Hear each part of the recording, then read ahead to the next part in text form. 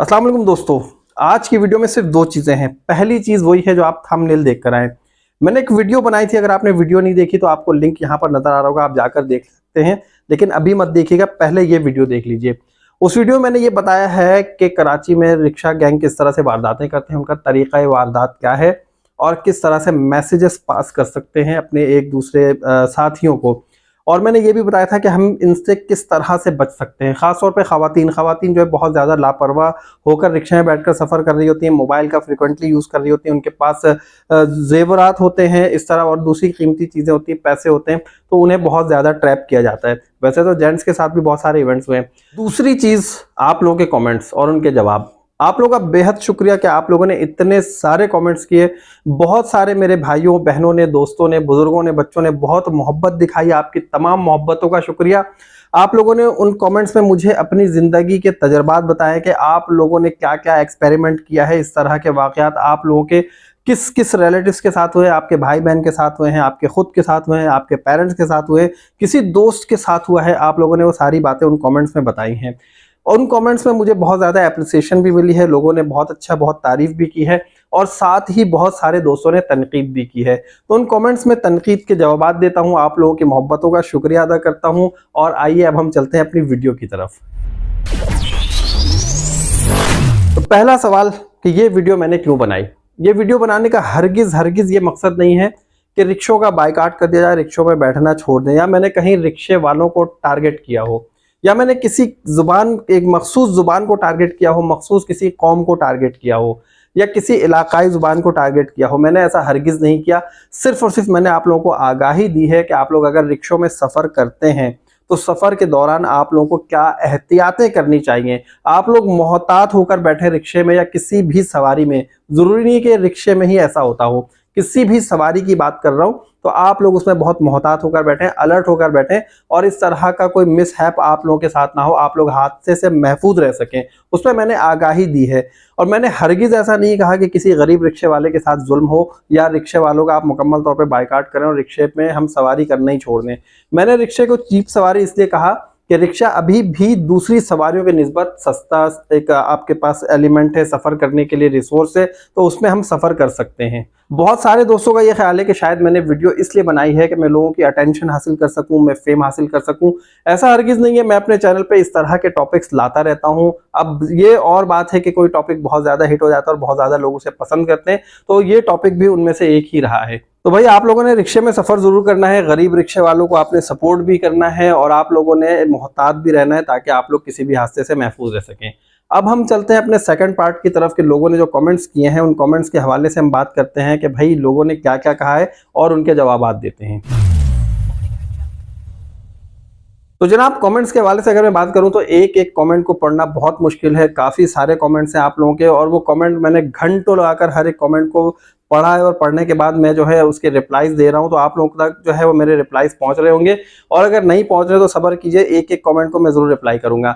अच्छा, बहुत सारे दोस्तों ने मुझे ये लिखा है कि भाई आप जो है रिक्शे वालों के पीछे पड़ गए हैं, जो गरीब रिक्शे वाले हैं उनके साथ भी जो है ऐसा कुछ हो जाएगा। तो ऐसा कुछ भी नहीं होगा, ये सिर्फ एक आगाही दी है मैंने यही बताया है कि अगर आप रिक्शे में सवारी कर रहे हैं तो सवारी करते हुए आपको किन बातों का ख्याल रखना चाहिए ताकि आप महफूज रह सके, आपके साथ कोई हादसा रूनुमा ना हो। अब कुछ मेरी बहनों ने ये लिखा कि अगर रिक्शे वाला ना रोके, तो मैंने बता दिया उस वीडियो में कि रिक्शे वाला ना रोके तो आप हाथ बाहर निकालें, अपनी गर्दन बाहर निकालें, लोगों को अपनी मदद के लिए पुकारें ताकि लोग आपकी तरफ मुतवज्जो हो। आने जाने वाला कोई तो ऐसा होगा जो आप तक पहुंच जाएगा।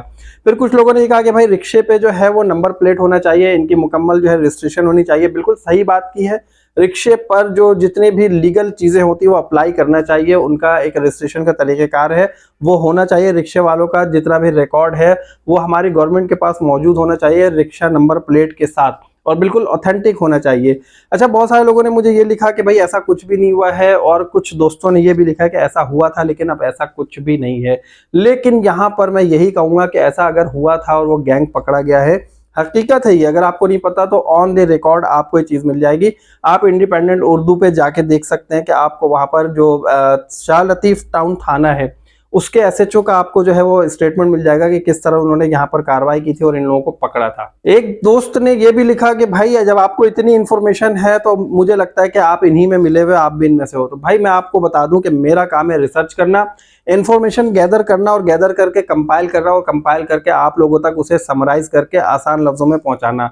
तो मैंने अभी भी वही काम किया अपनी बहनों के लिए, अपने भाइयों के लिए, अपने बुजुर्गों के लिए। कितने बुजुर्ग ऐसे हैं जिन्होंने दुआएं दी, किसी ने कहा कि बेटा आपने बहुत अच्छी वीडियो बनाई है, मेरे साथ ऐसा वाकया हुआ था, किसी ने बताया कि मैं फला स्टेशन पे खड़ा था, किसी ने बताया कि मैं फला ट्रक अड्डे पे खड़ा था, मैं फला बस स्टैंड पे खड़ा था, किसी ने ये बताया कि कोई गुलिस्तान जौहर से जा रहा था। अब किसी ने ये भी कहा कि रिक्शे वाले जो है ये चोरियां भी करते हैं। तो भाई मैं आपको बता दूं, रिक्शे वाले चोरियां नहीं करते, बल्कि चोरों ने रिक्शा रख लिया इस टूल को इस्तेमाल करने के लिए। मेरा अपना दोस्त जो कि कराची यूनिवर्सिटी के बाहर, उसने अपनी बाइक पार्क की और बाइक पार्क करके थोड़ी देर के लिए किसी काम से गया। जब वो वापस आया तो वहां से उसकी बाइक गायब थी। जब उसने किसी तरह कुछ रिकॉर्ड हासिल करने की कोशिश की तो उसे आसपास से यही पता चला कि किसी रिक्शे में उसकी बाइक को डालकर ले जाया गया, लेकिन रिक्शे का कोई नंबर प्लेट वहां पर मौजूद नहीं था, तो जिसकी वजह से वो ट्रेस नहीं हो सका। बहुत सारे लोगों ने ये कमेंट किया कि भाई फला जुबान बोलने वाले हमारे शहर में आ गए हैं, वो लोग आ गए हैं, ये लोग आ गए हैं, इस कौम के लोग कर रहे हैं, उस कौम के लोग कर रहे हैं। तो भाई एक बात अपने जहन में आप जहन नशीन कर लीजिए कि ये जो चोर होते हैं, जो डकैत होते हैं, ये हर जुबान बोलने वाले में होते हैं, हर तरह के लोग होते हैं, किसी में कम होते हैं, किसी में ज्यादा होते हैं। तो आप किसी कौम को या किसी जुबान को ब्लेम नहीं कर सकते कि ये चोर या डकैत इस जुबान का बोलने वाला है या इस कौम से है। तो जो चोर होते हैं ना, ये चोर होते हैं, ना तो इनकी कोई कौमियत होती, ना इनका कोई मजहब होता है, ना इनका कोई दीन ईमान होता है। यहाँ पर जो मैं कमेंट्स पढ़ रहा था, मुझे सबसे ज्यादा तशवीश उन बहनों की कमेंट पर मुझे हुई कि उन बहनों ने ये कहा कि भाई आप अपने साथ ऐसा स्प्रे रखें। किसी ने कहा कि जूते उतार कर मारे, किसी ने कहा कि मैं गन रख लूं, किसी ने कहा कि आप डंडे मारे, किसी ने कहा कि दुपट्टे से उसका गला दबाए। तो ऐसा हरगिज ना करें। अगर आपको कहीं कोई ऐसा डेंजरस फीलिंग आती है तो आप उस रिक्शे से फौरी तौर पे उतर जाएं। रिक्शे वाले को आप किसी भी बहाने से रोके कि 1 मिनट रुकेगा, मेरा सामान गिर गया, मैं जरा सामान उठा लूं पीछे। तो कहेगा अच्छा, वो रुके और फिर आपने उतर के वहां से भाग जाना है, आपने ऐसे करना है।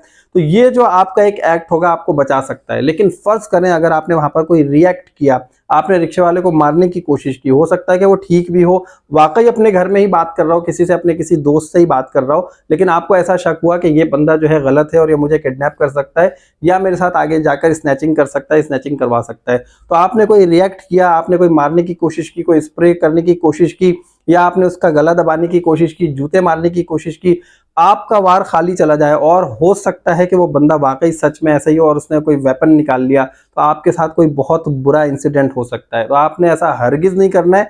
अपनी तरफ से आपने कुछ ऐसे इकदामात नहीं करने के जिसकी वजह से आपका कोई नुकसान हो, या वो जानी हो या माली हो। या आपके नुकसान को बचाने के लिए ही मैंने वीडियो बनाई थी, ताकि आप लोगों का किसी किस्म का कोई नुकसान ना हो। बहुत सारे दोस्तों ने ये भी कहा कि भाई आप क्यों खामखा ऐसी खौफ की खबरें फैला रहे हैं, ऐसी दहशत फैला रहे हैं, तो आप ऐसे काम ना करें जिससे रिक्शे वालों का कोई नुकसान हो। तो भाई मैंने कोई ऐसी दहशत नहीं फैलाई है। आप लोग खुद जाकर उस वीडियो में कमेंट्स पढ़ सकते हैं। लोगों ने अपनी जिंदगी के पर्सनल एक्सपीरियंसेस को शेयर किया है। इतने बड़े बड़े कमेंट लिखे हैं, एक स्टोरी लिखी है पूरी, और एक नहीं कई लोगों ने अपनी स्टोरी लिखी है। कुछ लोगों ने अपने भाई बहनों की स्टोरी लिखी है, कुछ लोगों ने अपने पेरेंट्स की स्टोरी लिखी है। तो इस तरह की स्टोरीज को आप लोग पढ़े तो आप लोगों को पता चल जाएगा कि वाकई हमारे माशरे में ऐसा होता चला आ रहा है। वो अलग सी बात है कि अगर अभी तक आपके साथ नहीं हुआ, अल्लाह ताला ने आपको महफूज रखा है, तो मेरी यही दुआ है कि अल्लाह ताला सबको महफूज रखे। किसी एक की बात नहीं कर रहा हूँ, आप सबको महफूज रखे और आप सब जो है महफूज रहें, महफूज ट्रैवल करें, अपनी जिंदगी को हंसी खुशी गुजारें। मेरी दुआ है आप तमाम भाइयों बहनों दोस्तों के लिए, जितने लोग ये वीडियो देख रहे हैं। तो यहाँ पर एक कमेंट आमीन का तो बनता है, जल्दी से आप लोग जरा कमेंट में आमीन लिख दें। ये दुआ पूरी नेशन के लिए है, पूरे मुसलमानों के लिए। तो जल्दी से आमीन लिख दीजिए। और आमीन लिखने के बाद अब आप लोग ये समझ लीजिए कि ये जो कमेंट के मैंने आप लोगों को जवाब दे दिए, मैंने रीजन बता दिया। अगर अभी भी किसी भाई बहन के दिमाग में कोई शक है, अभी भी आप लोगों का कोई क्वेश्चन है, तो आप लोग प्लीज दोबारा मुझे कमेंट कीजिए, मैं कमेंट का जवाब दूंगा। अगर आप लोग चाहते हैं कि कोई Q&A का सेशन रखा जाए जिसमें आप लोगों के आंसर दिए जाए, सवालात के जवाब दिए जाए, तो आप लोग यहाँ पर सवालात पूछ सकते हैं। लेकिन मैं आप लोगों से ये कहूंगा कि आप लोगों ने कभी किसी कौम को टारगेट नहीं करना है, किसी जुबान को टारगेट नहीं करना है कि फला शख्स है, फला जुबान बोलने वाला है या इस तरह का। चोर का कोई दीन ईमान कोई मजहब नहीं होता, मैंने पहले बता दिया। चोर चोर होता है।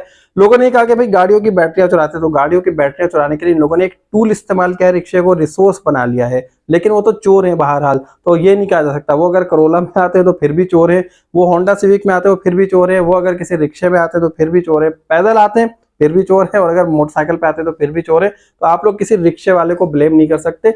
रिक्शे की सवारी सेफ एंड साउंड कीजिए, अपने आप को आप मोहतात रखिए। और बाहिफाजत अपनी जिंदगी गुजारिए। सो फ्रेंड्स, उम्मीद है आपको ये वीडियो पसंद आई होगी। जल्दी से वीडियो को लाइक कर दीजिए और जिन मेरे दोस्तों ने अभी तक चैनल को सब्सक्राइब नहीं किया, सब्सक्राइब कर दीजिए ताकि मैं अच्छी वीडियोस आप लोग के साथ शेयर करूं और आप लोग जो है उससे मुस्तफीद होते रहे। अपना बहुत ख्याल रखिएगा इस दुआ के साथ कि जहां रहें अल्लाह ताला आप तमाम लोगों को अपनी हिफ्ज़-ओ-अमान में रखे। मुझे इजाजत दीजिए। अल्लाह हाफिज।